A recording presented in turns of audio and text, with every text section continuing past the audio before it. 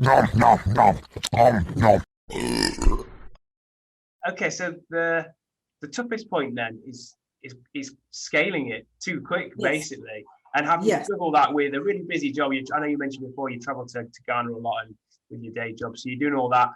So you've got a phenomenally busy life. So what's been the highest point then? If the toughest point's just been the speed and the scale of it, what's been the real high? Is it maybe those customer reviews? I don't know. It sounds like you've got this amazing connection with your customers. There are so many high points. I'd find it hard to pick a couple.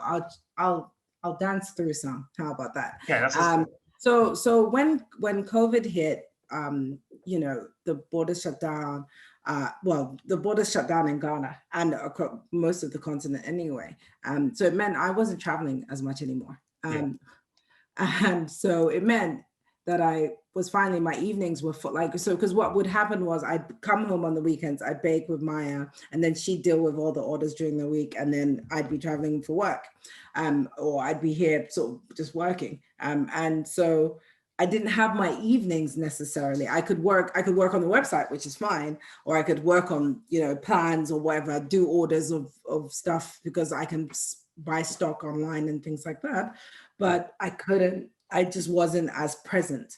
Whereas now, because everything, to travel, my role kind of got restructured kind of a little bit. So it meant that I could spend my evenings on No Guilt Bakes, which is where that growth has sort of come from. The cool thing, when it started, I was really worried because we were so ready. We had gotten a stall at Brick Lane, which I love. yeah. I'm a foodie. That's cool. I like Brick Lane. Who doesn't like Brick Lane? Oh yeah, so and we live in Bethnal Green, so it's just down the road. Oh, yeah. We used to be there every weekend. That's basically our Sunday thing. We'd go down to Brick Lane and grab food.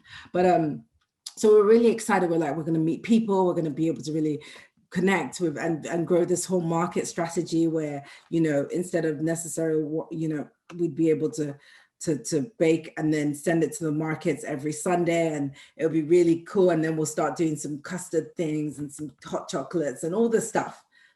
And then we got the permission in March, and then the world changed on the 14th of March, was it? I think, that's when we started to realize that there was this thing. I mean, everyone watches the news, but it didn't become personal until we started seeing life change. And at the same time, because everyone was going through this major change, the website dried up.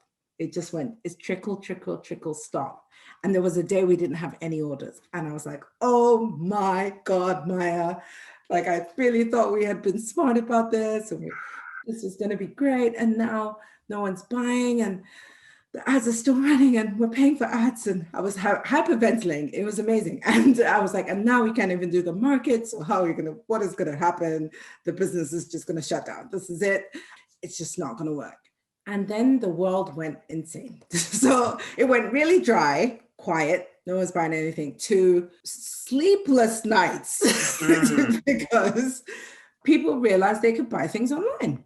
Yeah. They were like, the world isn't coming to an end. There's this horrible virus. What do we want? And, some people are like, I don't want to worry about, lockdown 50 or whatever stone, that I still want to be able to eat healthy food. I might not be able to go out as much. Let me think about the way I eat a bit more. And No Guilt Breaks came to mind. And then the world went crazy. And at the time, my sister, is here, thankfully, but she had been doing med school. She did med school in Cuba, but my sister was here, and thank God she was here because March was our quietest month, but May we started just knocking things out of the park. Just cakes after cakes were just going out, and we realized that there were so many things we needed to improve because we had gone from 0 to 100 so quickly. So it was sort of just figuring out what were the right things to do, and it was.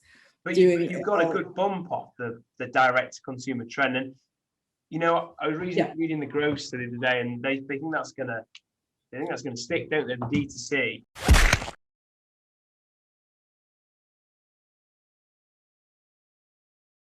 Thanks for watching the video, guys. Check out the playlist here for more content like this. Click the donuts to subscribe so you never miss an update, and give us a like and a comment so we know what content you'd like to see from us. See you next time.